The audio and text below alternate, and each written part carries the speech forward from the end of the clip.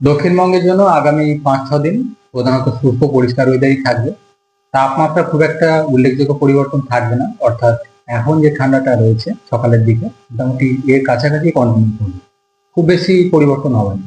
কলকাতা পার্শ্ববর্তী অঞ্চলে যেটা রিপোর্ট হয়েছে সর্বনিম্ন তাপমাত্রা গত ২৪ ঘন্টায় ১৫.৬, যেটা স্বাভাবিকের থেকে সামান্য একটু বেশি ১ ডিগ্রি। পশ্চিমের জেলাগুলো বীরভূম ১২ ডিগ্রির কাছাকাছি রিপোর্ট হয়েছে, নদিয়াতেও রয়েছে ১২ ডিগ্রির কাছাকাছি। এছাড়া পূর্ব পশ্চিম বর্ধমান, বাঁকুড়া ১৩ থেকে ১৪ ডিগ্রি কাছাকাছি মিনিমাম টেম্পারেচার রিপোর্ট হয়েছে। আগামী এক সপ্তাহ এর কাছাকাছি এইরকমই টেম্পারেচার কন্টিনিউ করবে।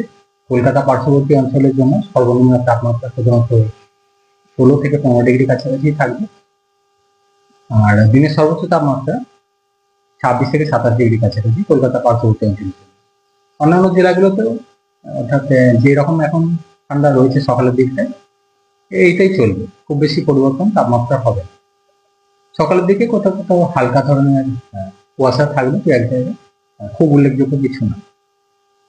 উত্তরবঙ্গের জন্য ২৮ থেকে ২৯ তারিখের মধ্যে বিশেষ করে উত্তরবঙ্গের উত্তরের জেলাগুলো অর্থাৎ দার্জিলিং, কালিম্পং, জলপাইগুড়ি, আলিপুরদুয়ার এই জেলাগুলো দু এক জায়গায় হালকা ধরনের বৃষ্টিপাতের সম্ভাবনা থাকছে।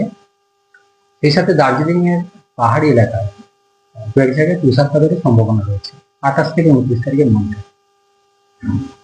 অন্যান্য জেলাগুলো শুষ্ক এবং পরিষ্কার ওয়েদারই থাকবে।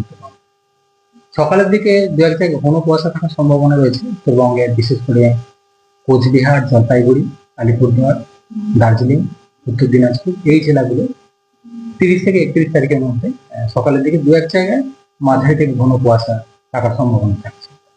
তাপমাত্রার খুব বেশি পরিবর্তন উত্তরবঙ্গের জন্য থাকবে না, যেটা গত ২৪ ঘন্টায় রিপোর্ট হয়েছে। মিনিমাম টেম্পারেচার দার্জিলিং এর পাহাড়ি এলাকায় ৪ ডিগ্রির কাছাকাছি, জলপাইগুড়ি, কোচবিহার, আলিপুরদুয়ার ১১ থেকে ১২ ডিগ্রির কাছাকাছি মিনিমাম টেম্পারেচার রিপোর্ট হয়েছে। খুব বেশি পরিবর্তন তাপমাত্রা থাকবে না উত্তরবঙ্গে।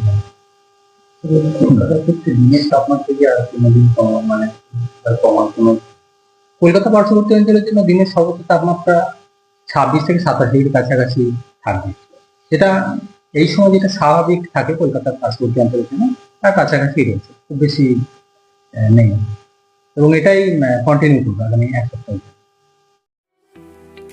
আমি মদন আবার আপনাদের সামনে এলাম নতুন বছরে নতুন এক ধামাকা প্রোডাক্ট নিয়ে গীতা স্টোর পক্ষ থেকে Realme 16 Pro and 16 Pro Plus।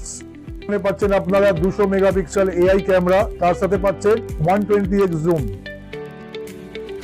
এই দেখুন 30-60, এই দেখুন 120x এর জুমে, আপনি এই দেখুন 120x জুম ক্যাপাসিটি লাইভ দেখতে। এই ফোনে পাচ্ছেন আপনারা 60,000 mAh এর টাইটান ব্যাটারি, 80 ওয়াটের আলট্রা ফাস্ট চার্জার।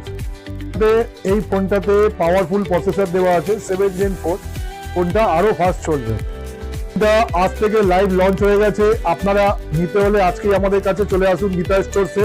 আপনারা এই ফোনটা কিনলে প্রত্যেকটা যে কোনো জায়গা থেকে কিনবেন সেখানে আপনাদের 1 বছর ওয়ারেন্টি দেবে। আপনি গীতা স্টোর থেকে কিনলে সেটা আপনাকে 2 বছরের ওয়ারেন্টি 200% পাবেন। এছাড়া আপনার অ্যাসোর গিফট পাবেন আমাদের কাছে। এই ফোনটায় আপনারা যদি পারচেজ করেন এই মুহূর্তে 4,000 টাকা অবধি আপনারা ডিসকাউন্ট পাবেন। এছাড়া প্রত্যেকটা ফাইন্যান্সে পেয়ে যাবেন নো কস্ট EMI। এছাড়া যদি আপনারা বাজাজের কাস্টমার হয়ে থাকেন আপ টু 10% ডিসকাউন্ট রয়েছে।